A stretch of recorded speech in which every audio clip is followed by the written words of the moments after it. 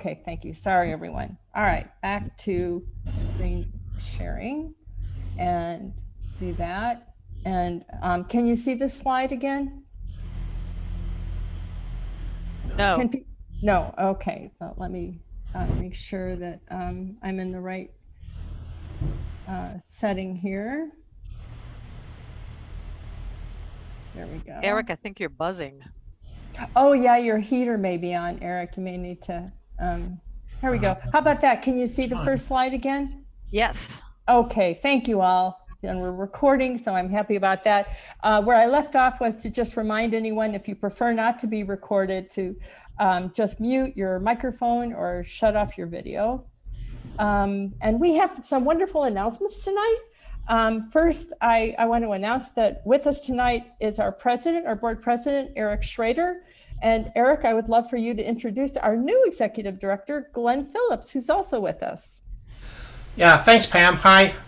I'm Eric Schrader, as Pam said, on the board of directors, and it's my pleasure tonight to introduce Glenn Phillips, our new executive director.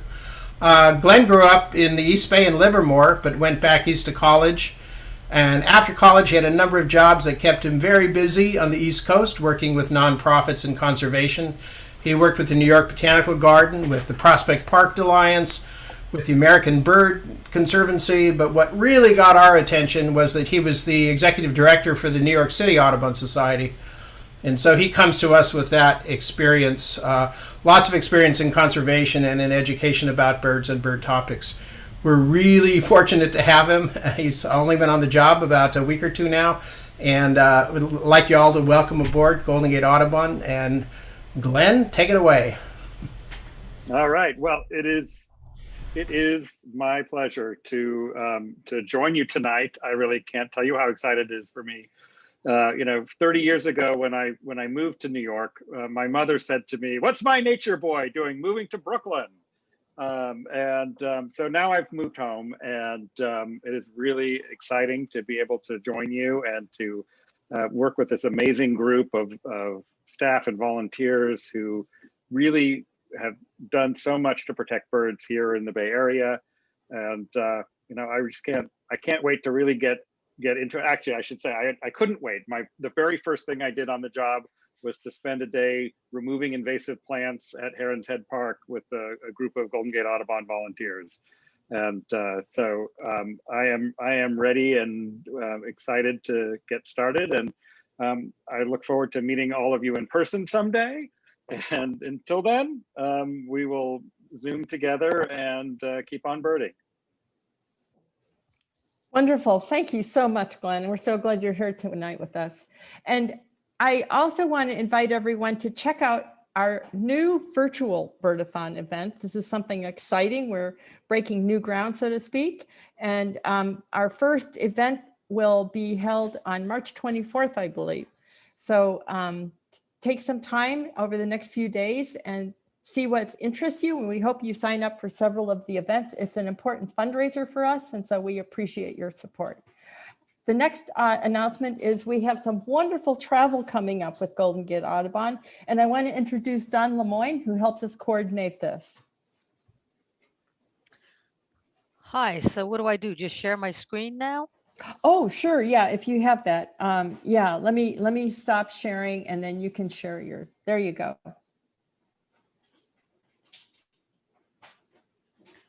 Okay.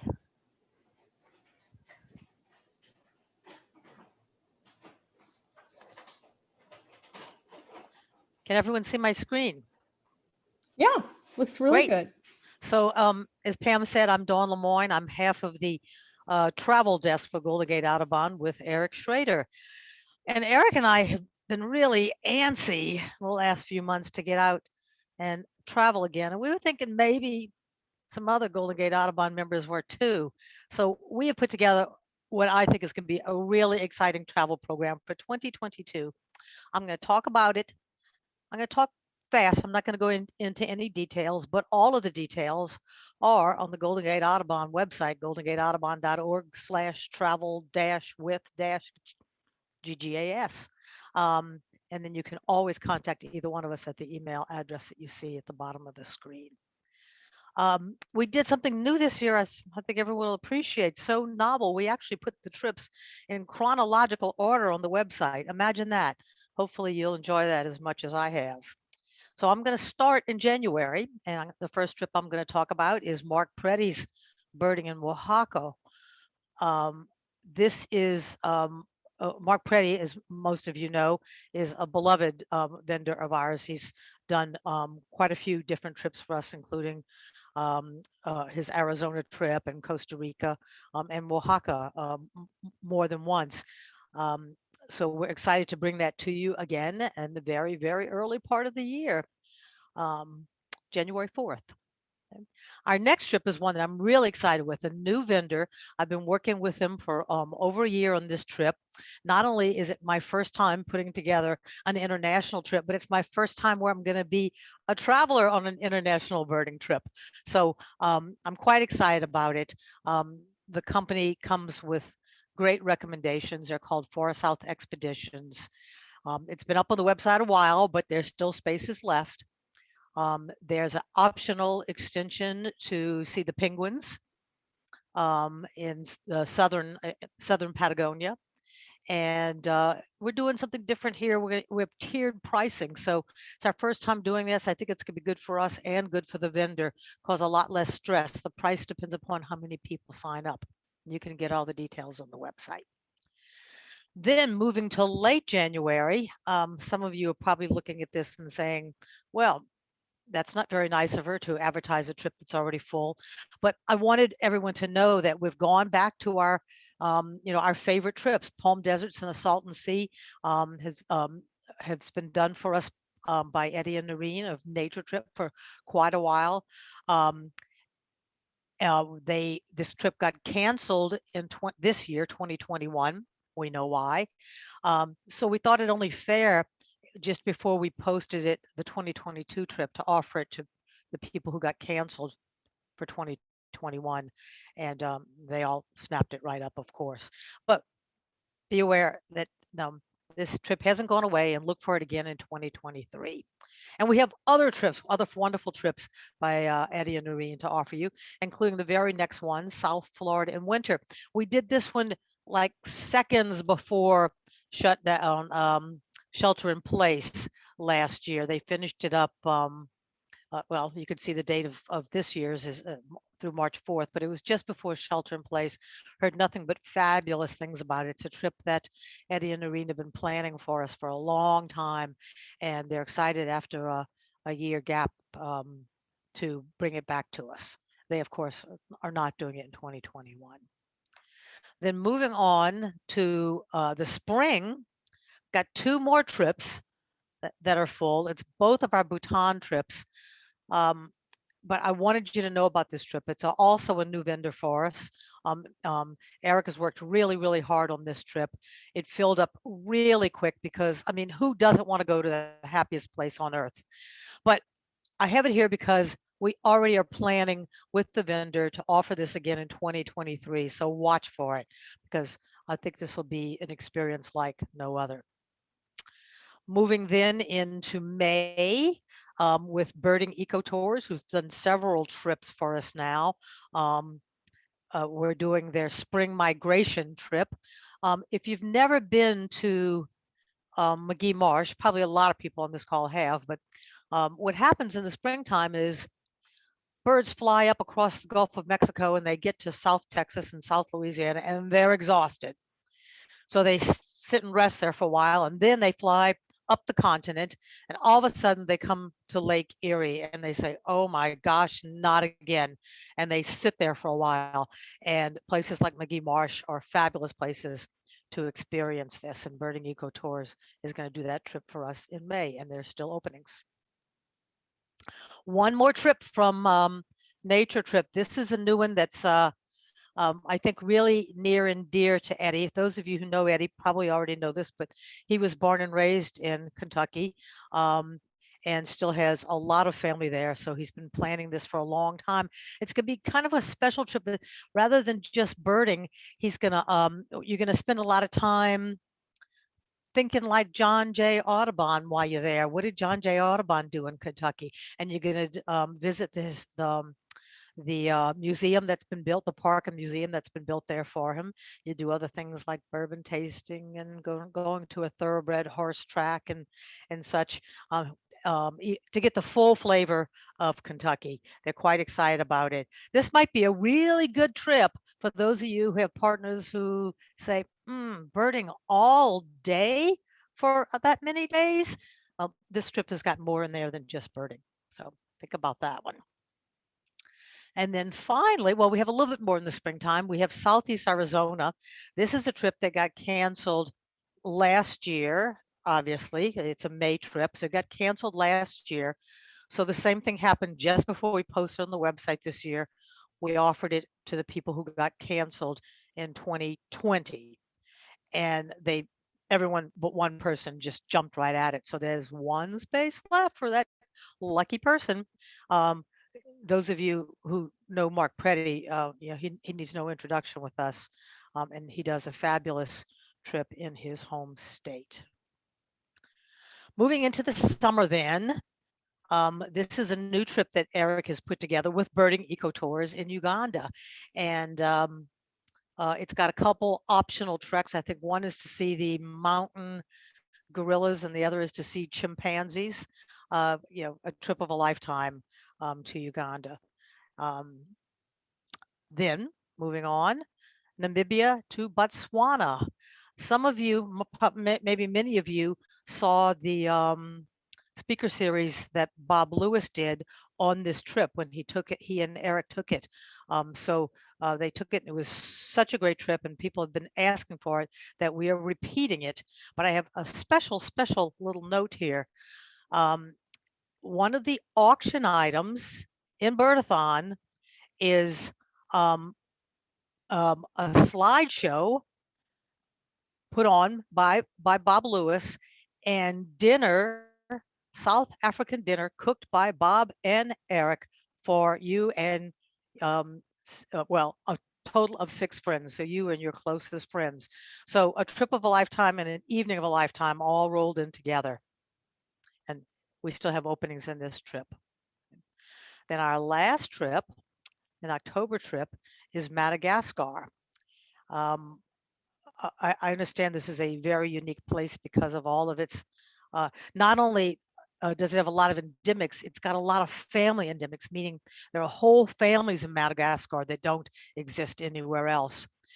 Eric has done this trip before, and in June, he's going to be doing a talk about it and a slideshow about it at the June speaker series.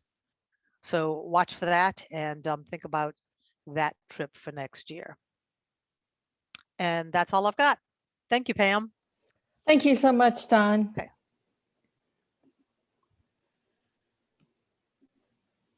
You just take back control now, right? Yeah. I'll as soon as you oh, there it is. stop I see screen it. Okay. sharing. Yeah, there you go. And then I'll put mine back up, and we'll continue. The last little cool thing I want to share with you is our celebrated Osprey pair with Osprey Cam. Rosie and Richmond are back on the nest, so we encourage you to check out their activities. It was, kind of fun. They're a very established pair. It's the 5th year for this Osprey Cam, and they've produced offspring every year. And now, thank you, Basav, for being so patient with us. I want to introduce our speaker, Basav Sen, who is the Climate Justice Project Director for the Institute for Policy Studies. Basav joined the Institute in February 2017 and focuses his work on climate solutions at the national, state, and local level that address racial, economic, gender, and other forms of inequality. And tonight, Basav will discuss the elements of a progressive internationalist agenda for mitigating the climate crisis and promoting a global climate partnership. I want to remind everyone that the largest oil producing country in the world at 22 million barrels a day is the United States.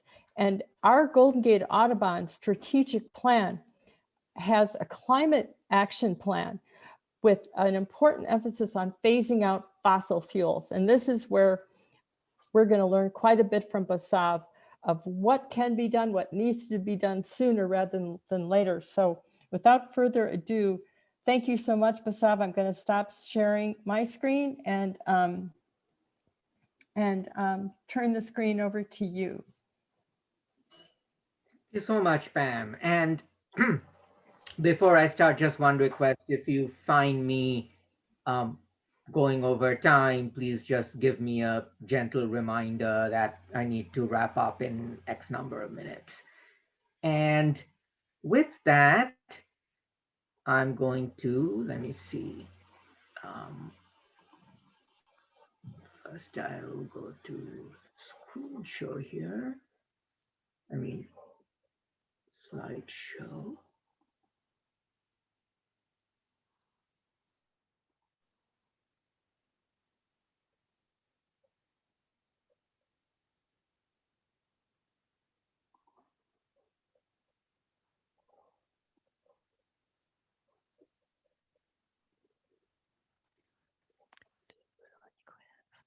Okay.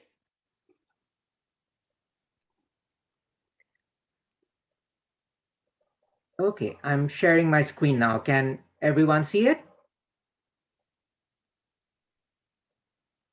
Yes. Okay, great. So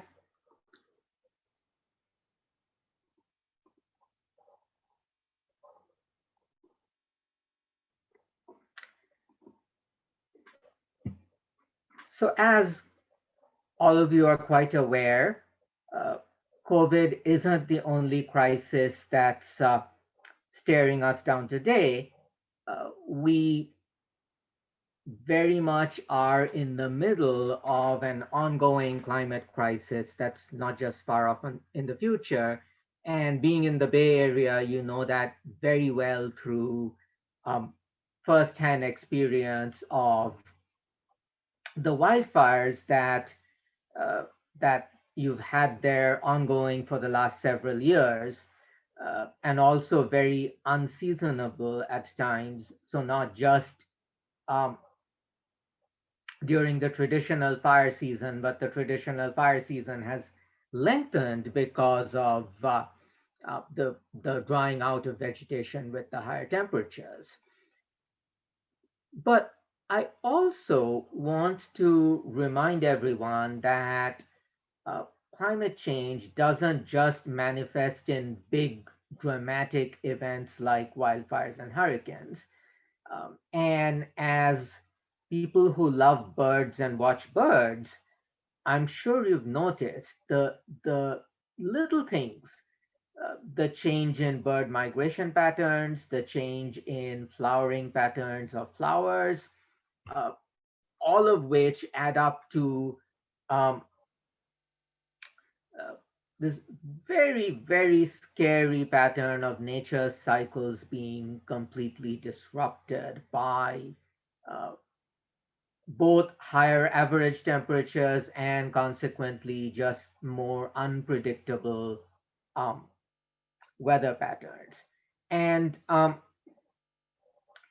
just a few examples. I have noticed from the Washington, D.C. area where I live, migrating geese flying back north in February when we suddenly had a freak warm snap of the kind that didn't exist several years ago, and because of our warming planet. And our cherry blossoms here that Washington, D.C. is famous for are blooming earlier and earlier. In 1 year, there were cherry blossoms blooming at the end of February, again, because of warmer temperatures. And I don't know if the chat is enabled, but if it is, I'll welcome you to share your experience of things you have noticed that's evidence of climate change. Basav, this is Pam. Are you able to switch to your slide presentation? Some people asked if that would be possible. Okay, let me do that. I I switched to what's called the full screen view, but that still didn't seem to. Let me see if I can figure this out. Sorry about that.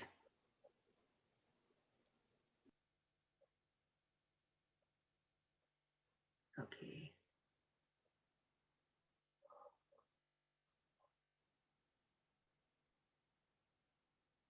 Okay, yeah, I think I got it.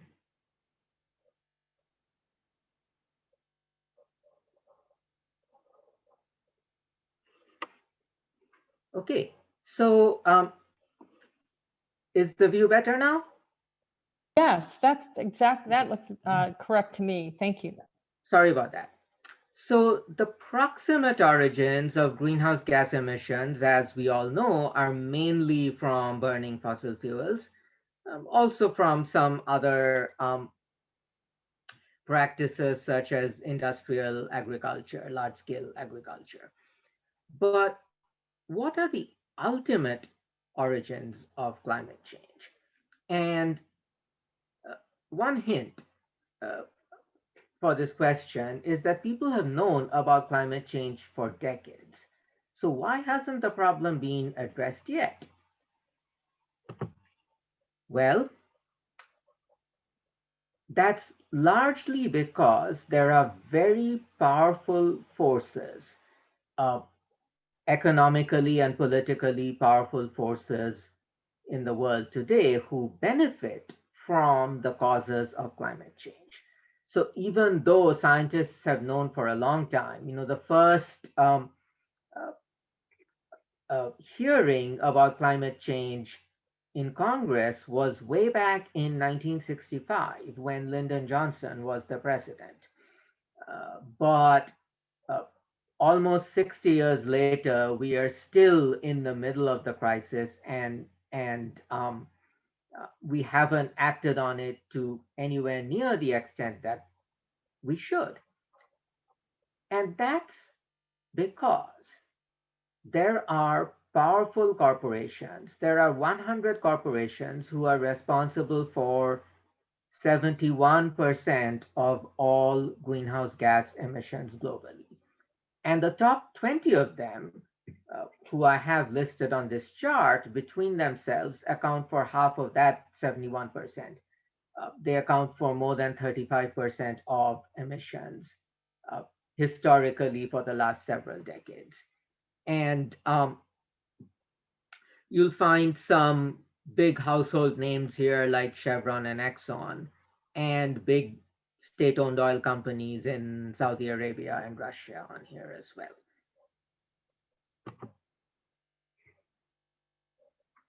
And likewise, if you look at data on per capita greenhouse gas emissions of different countries, what you find is stark global inequalities. The way I have presented this data, this is all indexed to the United States. So the US is 100% on the scale. And some oil producing countries like Qatar and Saudi Arabia emit even more than the US on a per capita basis. Australia, the US, and Canada are all pretty close. Take another wealthy country like Germany. They're still pretty high, but significantly less than the US. China, which gets a lot of attention, is less than half the US. India is even less, just about more than a tenth of the US. And then if you look at some really poor countries like Bangladesh, which is very likely to be, large parts of the country are very likely to be underwater if climate change proceeds on a business as usual trajectory. And Haiti, which is buffeted by hurricanes, and Somalia, which is parched by drought, look at how small their per capita greenhouse gas emissions are compared to the US. And what this slide shows is cumulative uh, global CO2 emissions since 1751. And 1751 is not a random date, it's about the early stages of the Industrial Revolution. And what you see here is that the United States alone is responsible for a quarter of CO2 emissions since the start of the Industrial Revolution. And that's more than the 28 countries of the European Union combined. And it is way more than the entire continents of Africa and Latin America and Australia. And cumulative emissions matter because of how long carbon dioxide persists in the atmosphere. It is chemically a very stable gas. And so excess CO2 lasts for a very long time.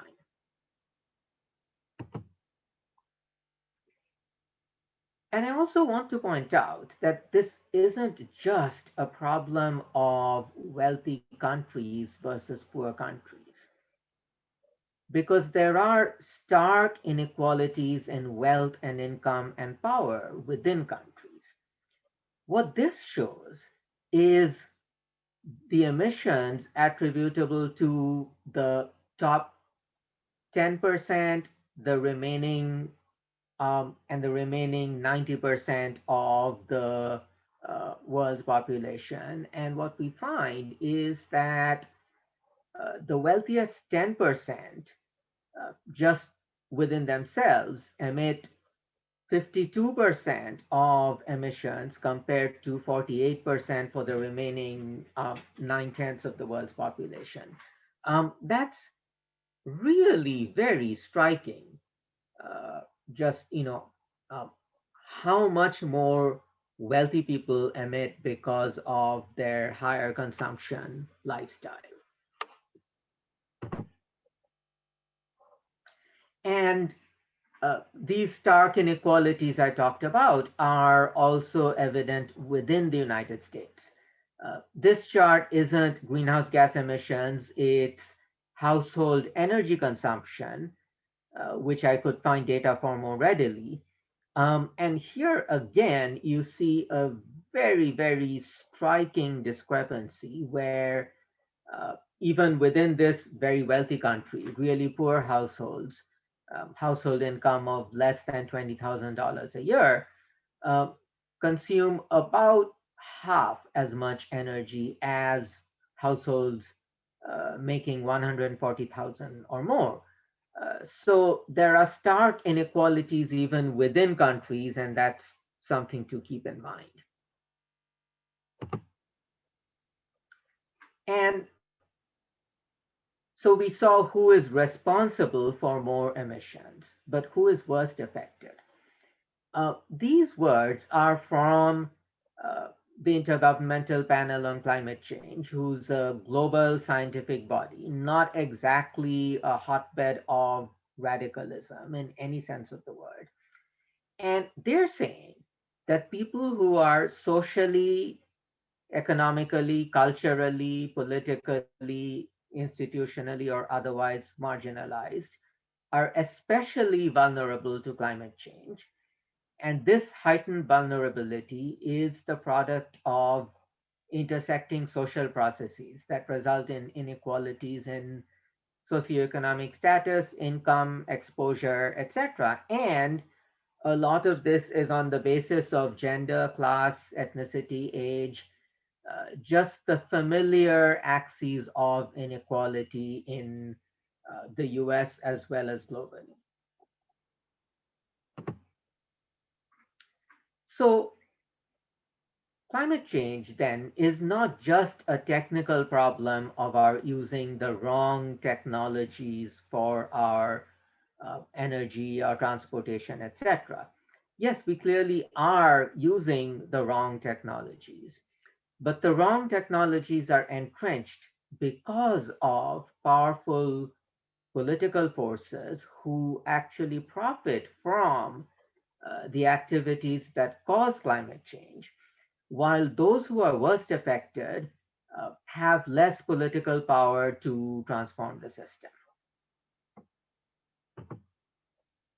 So in this context, what does a just internationalist US response to the climate crisis look like?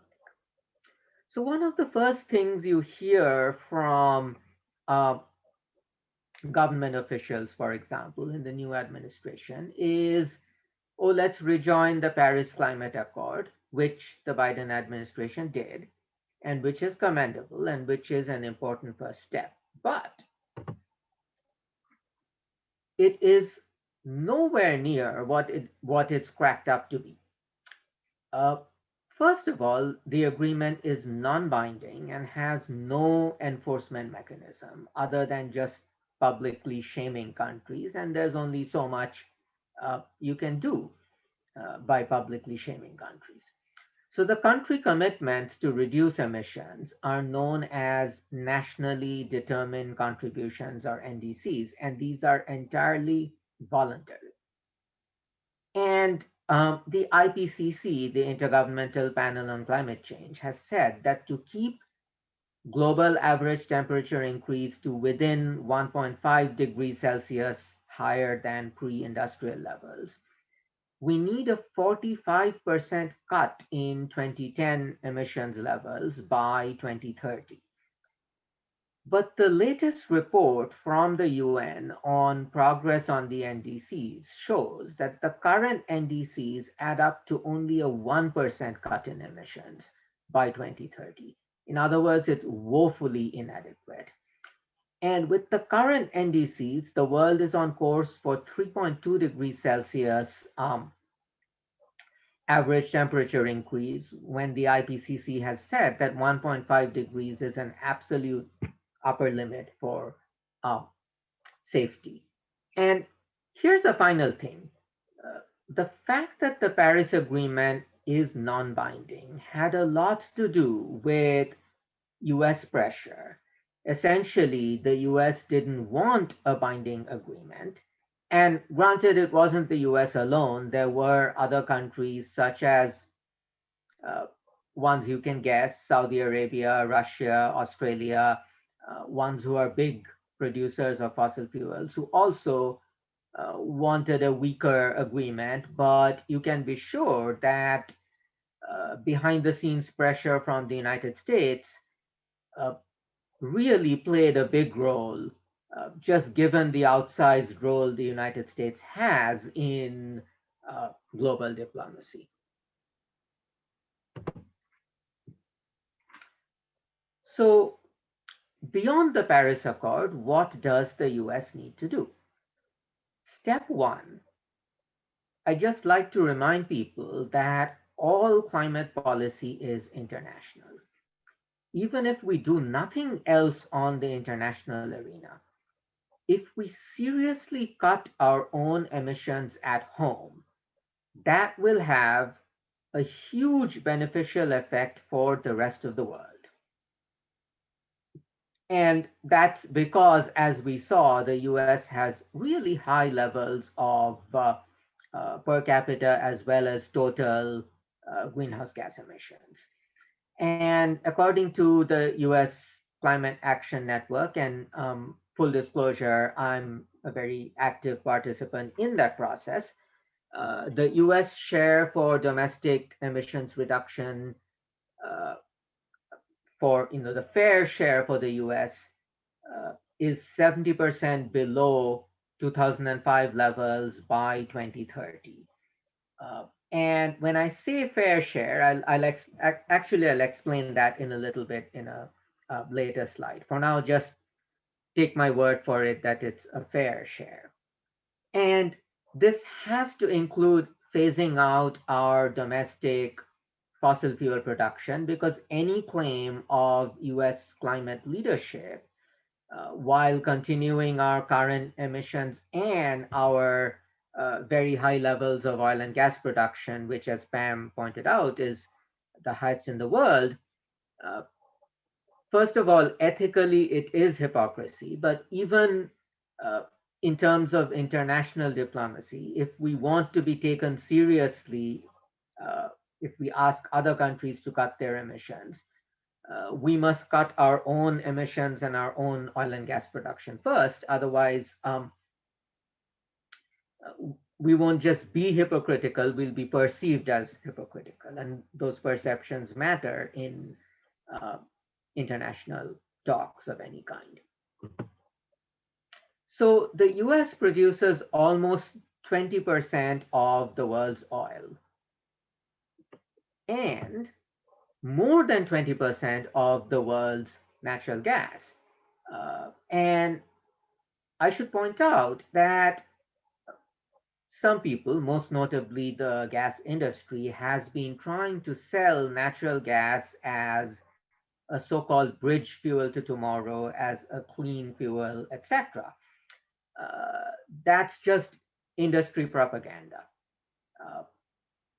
Yes, it is true that when you burn natural gas, it burns much more cleanly than coal. It emits far fewer greenhouse gas emissions than coal at the point of combustion. But it's also true that the process of extracting and transporting natural gas is fraught with emissions such as methane leaks. And on a short time frame, in a 20-year time frame, methane is 80 times more powerful as a greenhouse gas than carbon dioxide. So if you stack up the complete life cycle emissions of natural gas, it's actually worse than coal. So no, it is not a clean fuel or a bridge fuel. And fossil fuel production cannot go on at this rate. The UN Environment Programme has a series of annual reports called the Production Gap Reports. And what this chart shows is from the production gap report, the gap between the rise in emissions over time that's consistent with keeping global temperature, or the fall in emissions, I should say, that's consistent with keeping global temperature rise within 1.5 degrees Celsius. And the rise in CO2 concentration that would happen if current and projected oil and gas production continues at the rate at which it's going. So very clearly, we need to phase out fossil fuel production in the US and worldwide if we are to meet our targets. And our targets aren't just hypothetical targets. They are for a livable planet for humanity and other species. And what this shows is the degree to which countries have bailed out fossil fuels using the COVID crisis, the coronavirus crisis, as an excuse. And an outlier here, the black part of the line, is unconditional handouts to fossil fuel industry. And look at how huge it is for the United States compared to the much smaller amounts that have gone to clean energy. And it's not just in the US. Many countries, as we can see, the UK handed out a lot of money to fossil fuels, and Turkey and Russia, in absolute terms, much smaller, but 100% of their aid went to fossil fuels, etc.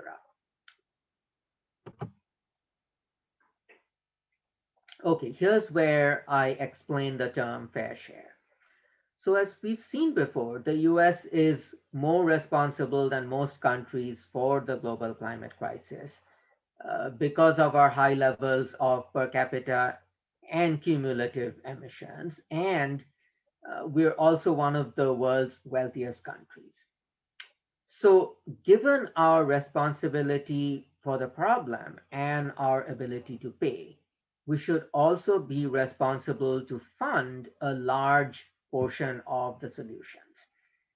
And again, according to the US Climate Action Network fair shares calculation process, the US share for global emissions reductions is 125% of US emissions, that is, uh, below 2005 levels by 2030. Now, 125% sounds mathematically strange, but what this means is that the US should pay uh, the for emissions reduction that's equivalent to 125% of what US emissions were in 2005.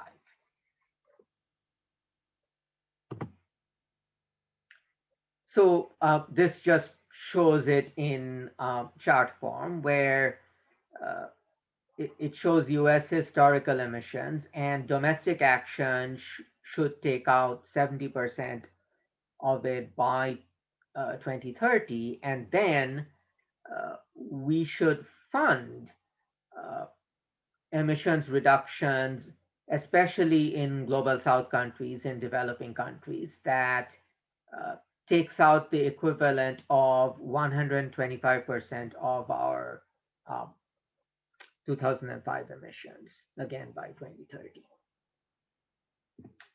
But here I want to remind us of the chart I showed with the stark inequality in energy consumption within the US. So who in the US must take this responsibility? Uh, this is a quote from one of my very respected fellow climate justice activists, Reverend Michael Malcolm, and uh, he says, let's be clear, this is a problem caused by the rich and the corporations they control.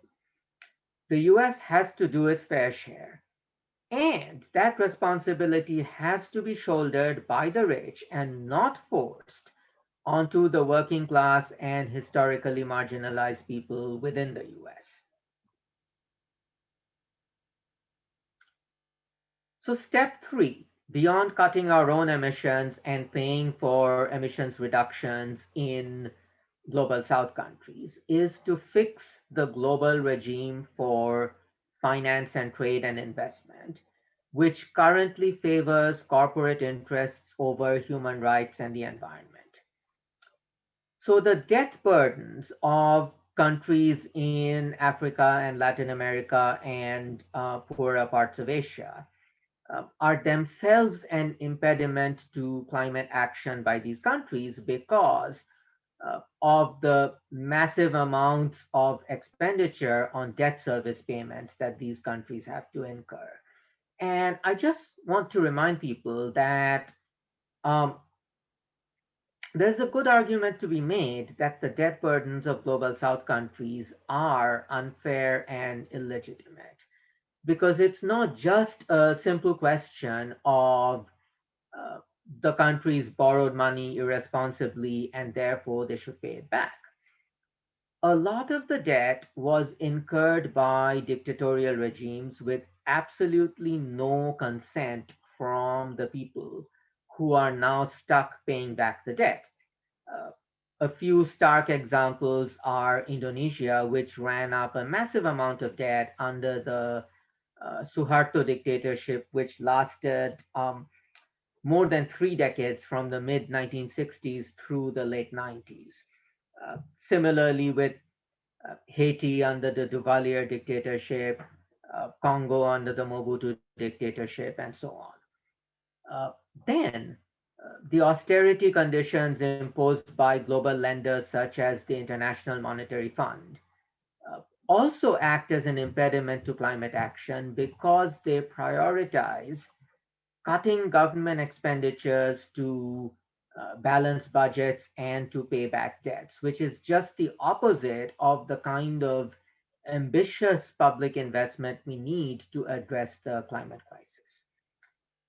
And then global multilateral lenders such as the World Bank, as well as private lenders, big banks such as JP Morgan and Bank of America and so on, They all pay lip service to climate action, but they have continued lending to fossil fuel projects all over the world. Uh, and then we have so-called free trade agreements and free trade regimes like NAFTA and its successor, the US-Mexico-Canada Agreement, and the World Trade Organization. And one common feature of many of these trade agreements is something called Investor State Dispute Settlement, or ISDS. That's a provision in which corporations can bypass national courts and directly sue sovereign countries uh, in these secret tribunals where the proceedings do not happen in public. And invariably, in these lawsuits, the corporations win and sovereign countries lose. It is a system that is stacked in favor of corporations, and corporations have sued countries um, time and again uh, for regulation that restricts pollution and restricts uh, greenhouse gas emissions and increases public safety and so on. Uh, and it's important to point out it's not just the actual lawsuits, but the threat of these lawsuits that acts as an impediment to climate action, because just the existence of ISDS puts a damper on countries' willingness to take on powerful fossil fuel and other polluting companies. Uh, One very real life example of that is uh, that a fracking company called Lone Pine Resources threatened to sue Canada over regulations that the province of Quebec had put on fracking in the St. Lawrence Valley area in Quebec. And the province backed down and phased out their regulations because they were afraid of being sued. Uh, And then the so-called intellectual property provisions in trade agreements are also an obstacle to climate action because they discourage the adoption of renewable energy and energy storage, such as battery technologies, uh, especially in poor countries. And again, the United States has been a major driver of this pro-corporate bias in global lending policies, in global trade and investment agreements, etc. And this is some actual data showing just the degree to which uh, poor countries, countries in the global south, are indebted. This is their public debt as a ratio of their GDP. For Jamaica and for Bhutan, their public debt is bigger than their GDP. Uh, Actually, Japan has an even higher debt to GDP ratio than Jamaica. Jamaica's the second highest. But Japan is a much wealthier country, so the same constraints of the kind of burden that this debt imposes on the ability of a country to pursue climate action and just the economic impact on the population is not really the same. Uh, but as we can see, a number of other countries, Colombia, for example, the debt burden is more than half the GDP of the country.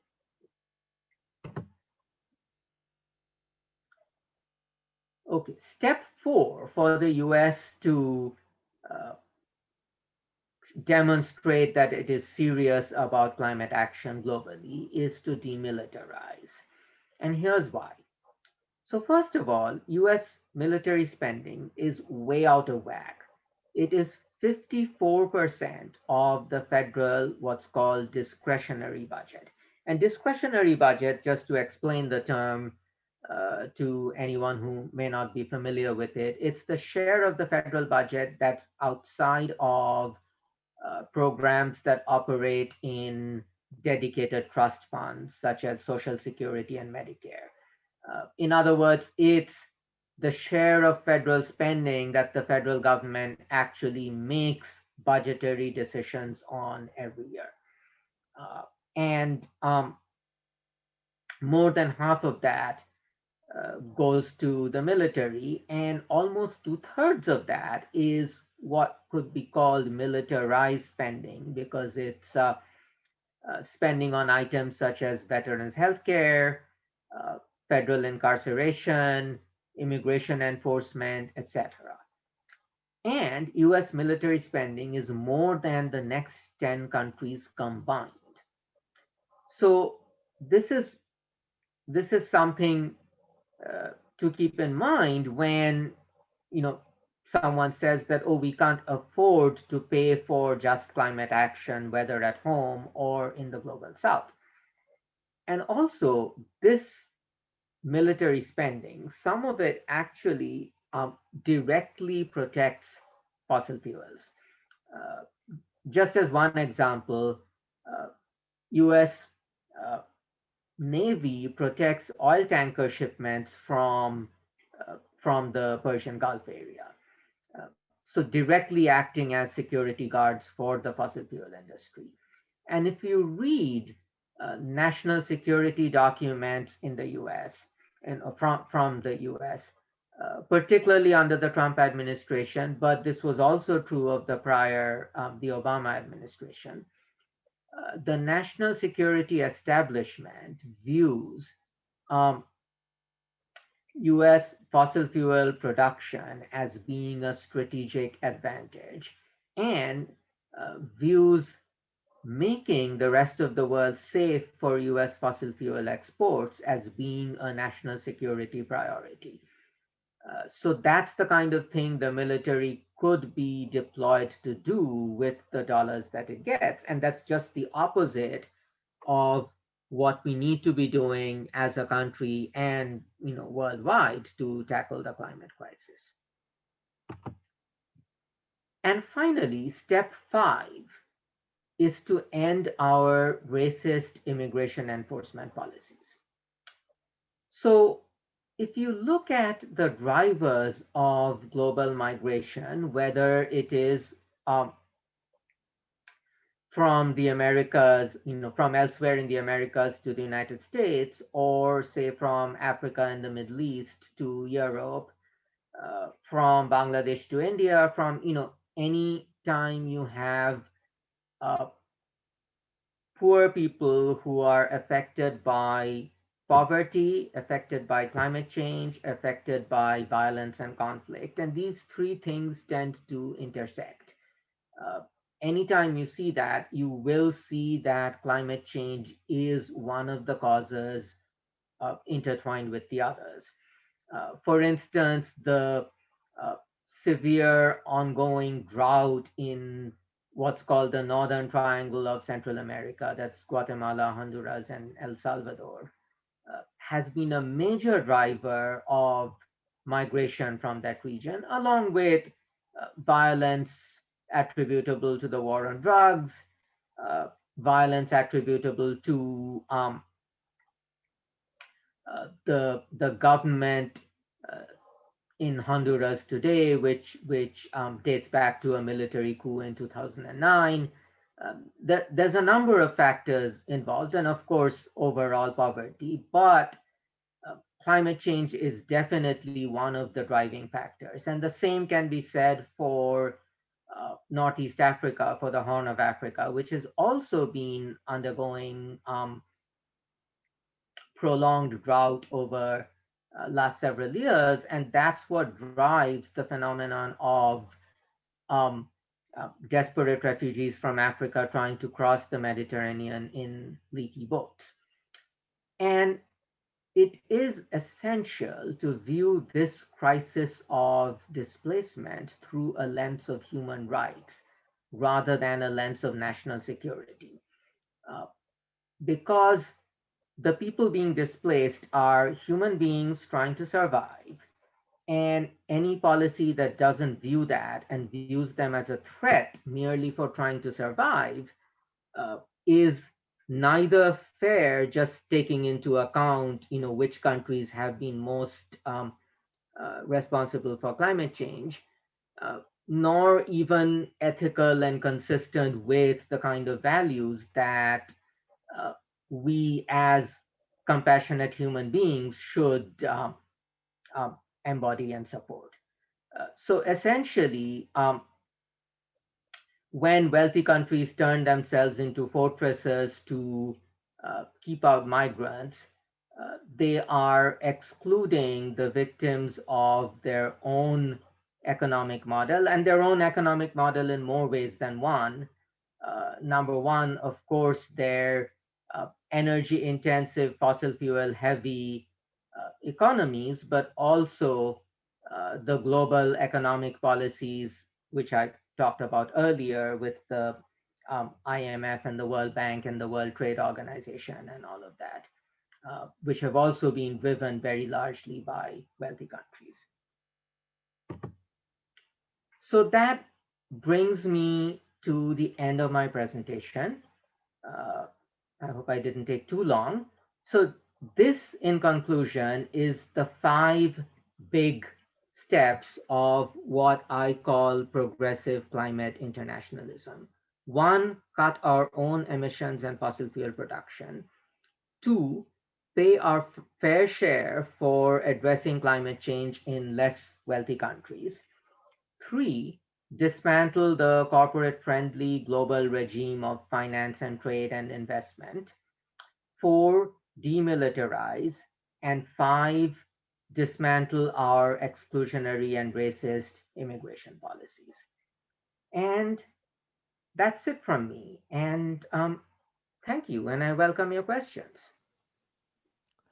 Thank Should you I very stop- much. Yes. Stop my screen sharing now?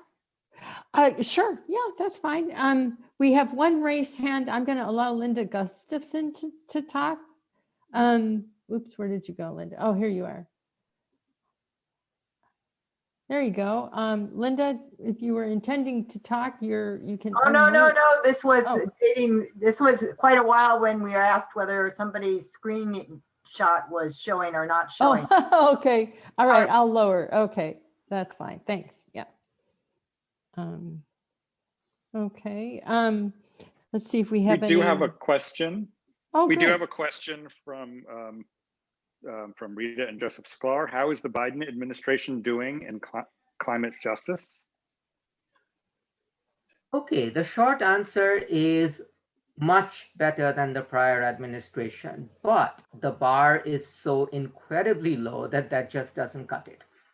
I will say that when it comes to domestic policy, the Biden administration has done surprisingly well. I honestly wasn't expecting, maybe I was cynical or something, I wasn't expecting them to do so well. A lot of what they have been committing to on the domestic front is to actually address the legacies of environmental injustice. For example, committing 40% of the investment to address climate change domestically should be for frontline communities who have experienced climate and environmental injustice historically. And that's it's wonderful that they have done that. And, I will be the first to say that. And likewise, they're actually really starting to address oil and gas production on federal lands and waters, which in all fairness is the maximum you can do through executive action. And it's really commendable that they are doing that. But on the international front, I'm disappointed that while they have said some good things, that they clearly haven't gone far enough. They have rejoined the Paris Climate Accord, which is great. But the level of funding that they have committed so far to the Green Climate Fund, which is a mechanism to transfer resources from wealthy countries to poor countries for climate action isn't really bold. But there again, to give the administration the benefit of the doubt, there's only so much they can do. They can just honor prior commitments. They cannot commit new funding without congressional action. So there again, I would say the jury is out, and hopefully they will commit a lot more funds. And let's be hopeful on that. But unfortunately, when it comes to the trade and investment regime, what they have talked about is honestly a really protectionist and anti-internationalist idea. They have been talking about imposing what are called border adjustment taxes on products made in other countries with higher emissions. If that same product is made with higher emissions in that country, then it could be made in the United States. And for many reasons, that's a backwards way to address the problem. Number one, because the reason the product would be made with higher emissions in a poor country is because the poor country doesn't have access to the same kind of technology that we have in the US. And the answer, instead of being punitive and imposing a tariff, is to provide assistance to poorer countries. I'm just, pulling two examples out of a hat, but Cambodia and Bangladesh, two countries where a lot of apparel in particular are produced. And the answer would be to provide those countries with the kind of assistance they need to move their economies in a more sustainable direction instead of punishing them.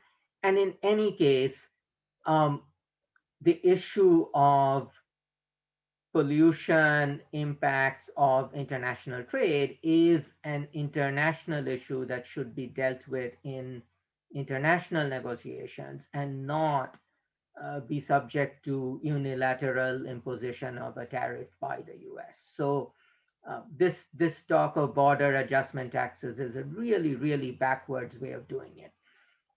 And then when it comes to immigration policy, again, I'm very disappointed that the Biden administration has been talking about it as a national security crisis and has even directed the Director of National Intelligence to do a study about climate-induced migration as a national security threat, which is a very unproductive framework to be thinking about this issue. There's a new question. What policies might be included in the upcoming infrastructure bill to reduce oil and gas production in the US? Thank you. Yes, that's a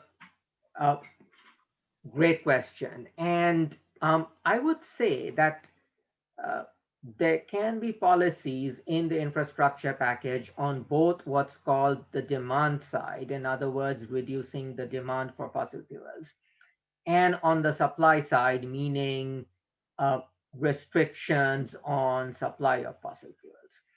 So on the demand side, one of the biggest things that the US government can do is to end our addiction to highway construction. So it's this never-ending arms race that happens where highways get expanded, traffic increases to fill up this increased capacity, and the roadways get congested again. And then policymakers point at that and say that, oh, look, our roadways are congested. Let's build even more highway capacity. Let's add some more lanes. And this keeps happening. And the largest single economic sector contributing to greenhouse gas emissions domestically in the US is transportation. And the biggest driver of that is growing traffic. The technical term is vehicle miles traveled. So even as increasing efficiency, increasing auto fuel efficiency offsets it to some extent, the emissions from the transportation sector keep growing because of growing vehicle traffic. And spending public funds, expanding highways is exactly the wrong thing to do in this context. And instead, what the infrastructure investment in transportation should be in is expanding railroads, expanding public transit in urban and rural communities, because there's actually a great unmet need for public transportation, even in the less densely populated and rural areas of the US. And of course, a lot of funding for electrification of public transit fleet, uh, electrification of railroads, which is really a low-hanging fruit. You don't even need battery technology for that. Uh, you can literally just build overhead lines for railroads, and that's a very old technology. It's more than 100 years old. So so that's on the transportation side. On the energy side, certainly a lot of incentives for massive rollout of solar energy, wind energy, uh, battery storage systems, etc. And then on the supply side, none of the infrastructure funding should be, any kind of subsidies or any kind of assistance for anything to do with fossil fuel production, uh, transportation, processing, and usage. So that should rule out certainly extraction operations, but also pipelines, refineries, export terminals, petrochemical and plastics facilities, etc. All of those should be off limits for a federal infrastructure package. Very good. Do we have any other questions from anyone? So I just had a question. Maybe it's a little too vague, but what do you think of the Green New Deal? That does that need some work too? Yeah, that's an excellent question. The Green New Deal is quite literally the best climate policy we have ever seen advanced on a national level in the United States. And it is flawed and imperfect. What that shows is, just how backwards the climate conversation has been in the United States.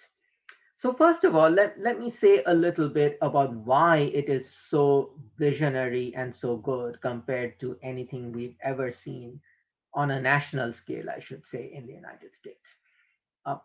First of all, uh, it doesn't play games with, little pricing signals here and there. Oh, let's put a tax on carbon or something like that.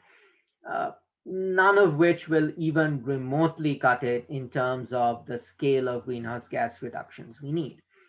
Instead, what it proposes is a massive program of public investment to address the climate crisis, which is exactly what we need, and paired with regulation and uh, and also incorporating the idea that the solutions to the climate crisis must not be viewed as an impediment to the economy, but rather as a boost to the economy, as something that will create a lot of jobs and something that will address long-standing inequalities of race and income and wealth and gender that so characterize our society. In other words, um, create a lot of jobs and economic opportunity through the transition and make sure that the benefits of those jobs and the benefits of that um,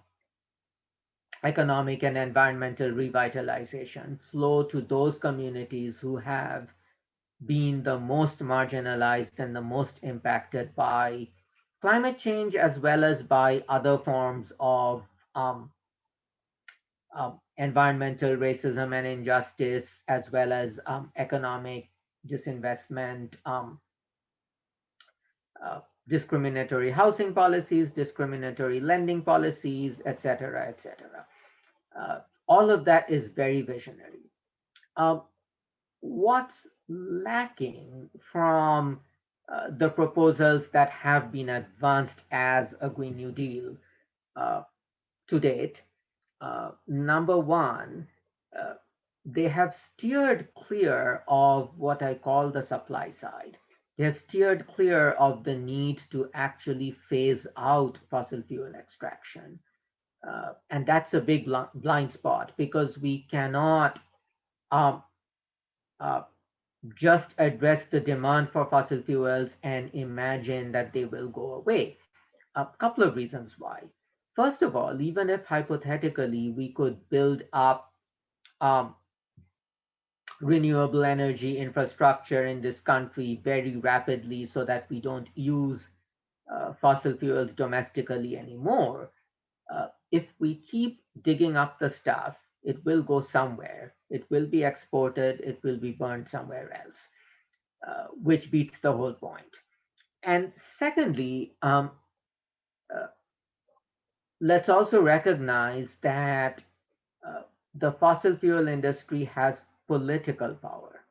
If they keep on extracting fossil fuels and they keep on selling it, they will find a way to use their economic clout, to translate it into political clout and act as an impediment to the kind of transition we need.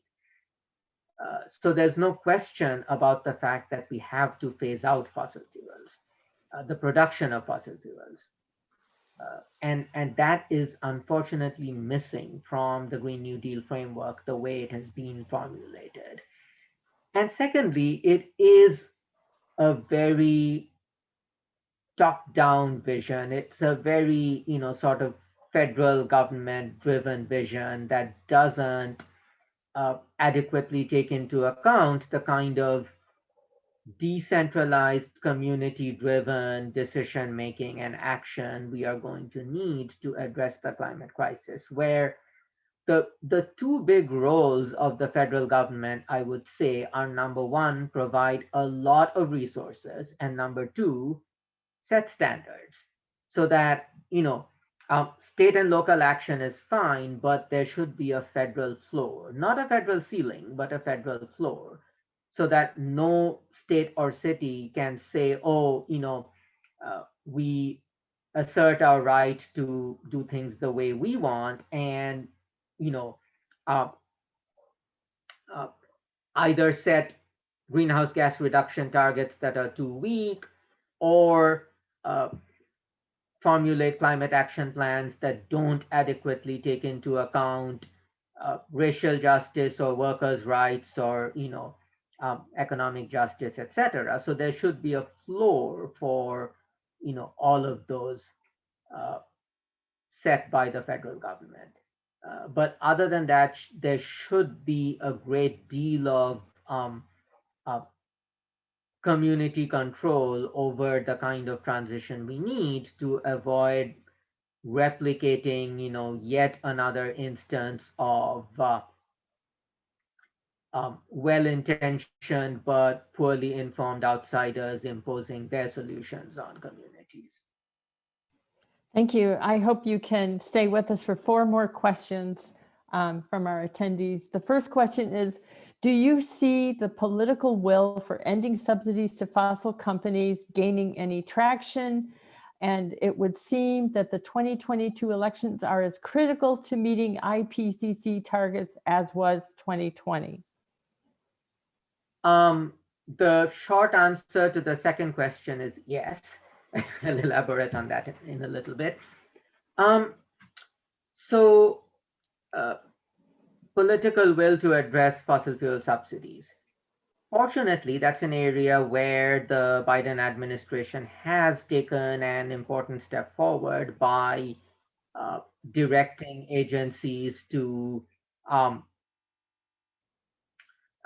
to study and find out what kind of fossil fuel subsidies exist in their programs and to reverse any that can be reversed through administrative action. But then it does go back to Congress very importantly, because a lot of fossil fuel subsidies are embedded in the tax code. So it's not something that even a well-intentioned Biden administration can just, wave a magic wand and make disappear. Though there are some subsidies that are more administrative. For example, the royalty rates that companies pay for fossil fuel extraction from public lands and waters. The Department of the Interior can certainly reassess those. I mean, certainly phase out all production, stop handing out any new licenses, etc. But for existing production as it's being phased out, they should definitely pay a higher royalty rate, because their royalty rate, their abysmally low royalty rates are themselves a form of subsidy. But it does in large measure go back to Congress, because that's who controls the tax code, and there are subsidies for oil and gas littered in the tax code. So back to the 2022 elections, yes, most certainly they are very critical, because what we're seeing today, and I should say that IPS is a 501c3 nonprofit. We don't do electoral work, so I'll be a little cautious in this comment, and also this is more from my personal capacity. But what we're seeing today is that the U.S. Senate is deadlocked, and not just because of the 50-50 partisan split, but also because of this archaic practice of the filibuster, which imposes minority rule essentially, and because of a handful of senators on the Democratic side who are, pro fossil fuel and who will hold up aggressive action required on climate change. So certainly the composition of the Senate needs to be changed. But I will say the same thing about the House, though, because what we see in the House is there is a growing population of really visionary progressives in the House. But they are still very much a vocal and assertive minority. And a clear majority of the Democratic caucus, and certainly overwhelmingly most Republicans, are not there yet. The difference is, I would say, more than just rhetoric. On the Republican side, there's widespread denial of even the existence of climate change. But on the Democratic side, what we see is a lot of lip service, but then when it comes right down to the actual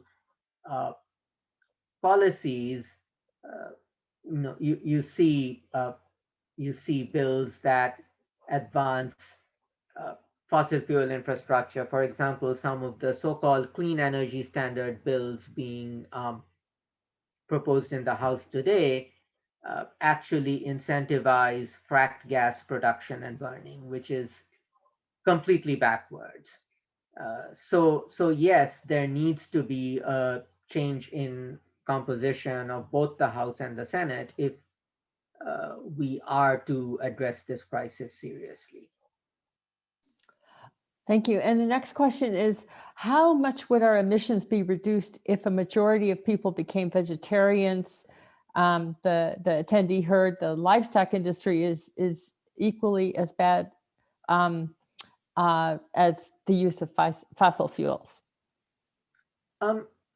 Actually, scientifically, that's not correct. The livestock industry is bad, certainly. It produces a lot of emissions. But the agriculture sector as a whole in the United States, and this is domestic data, internationally it's a little bit different, and I'll come to that. But domestically, the agriculture sector is actually less than 1/6 of fossil fuels. And what's more, even within the agriculture sector, not all of it is livestock, only about maybe half of it is livestock. So livestock collectively is about 1/12 or even less than 1/12 of fossil fuels. Um, and the rest of the emissions from agriculture are actually from fertilizer application, nitrous oxide from fertilizer application. But that said, certainly livestock and factory farming of cattle in particular, for beef and for dairy, is a source of greenhouse gas emissions for a couple of different reasons. One is methane from the cattle themselves, and the second factor is just that it's yet another, energy intensive, water intensive, resource intensive, wasteful industry. And certainly we need to phase out factory farming in general, and not just for livestock, but also um,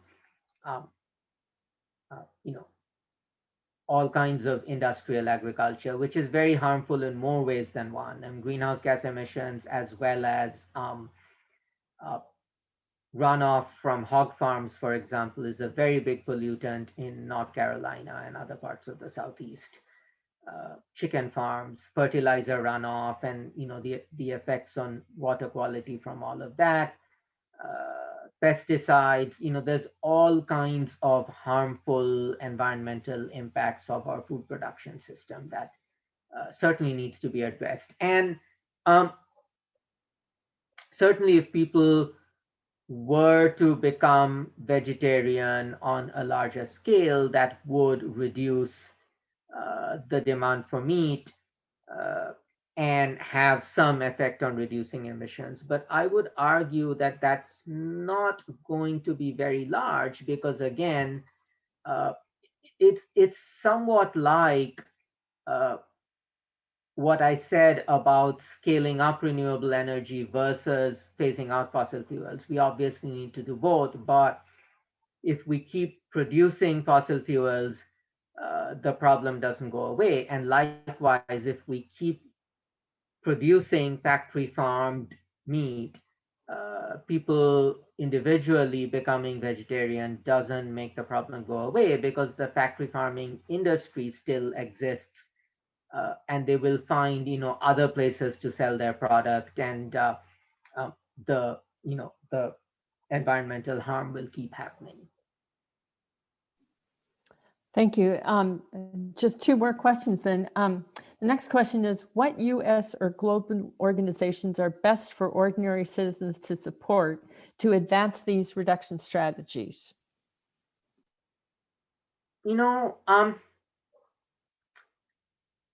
Excellent question. But the first suggestion I would have for not just the person who asked the question, but everyone listening, is the best place to do it is where you are right now. How about the Golden Gate Audubon Society, or the Audubon Society in general? It's really, really great that you're talking about climate change as being a big strategic priority within your organization, and that's where you should start. Just like I had pointed out earlier, that international climate justice starts at home. Likewise, instead of looking for a half dozen other organizations, I would really strongly encourage all of you to start, bringing your voice as people who love nature and people who love birds. And this is not a again, this is not just a luxury. It's not just that birds are pretty or nature is pretty. Yes, they are, but human survival is intimately tied to natural cycles. And I know I'm, preaching to the converted here, but, you know, um, agriculture and food production and fisheries, they're all tied to natural cycles. And if climate change disrupts natural cycles and disrupts nature, it disrupts our ability as a species to survive. Thank you. That's very quotable. I hope you allow us to to use that in our promotional materials. That's excellent. Oh, absolutely. Here's our last question. What procedure is necessary to get rid of the ISDS? Oh, good question. So one first and obvious step would be just don't include ISDS in any new trade agreements. And obviously, it will take a lot of pressure from global civil society, here in the US as well as in other countries, to rule out ISDS in new trade agreements. But that still leaves the existence of ISDS intact in existing trade agreements.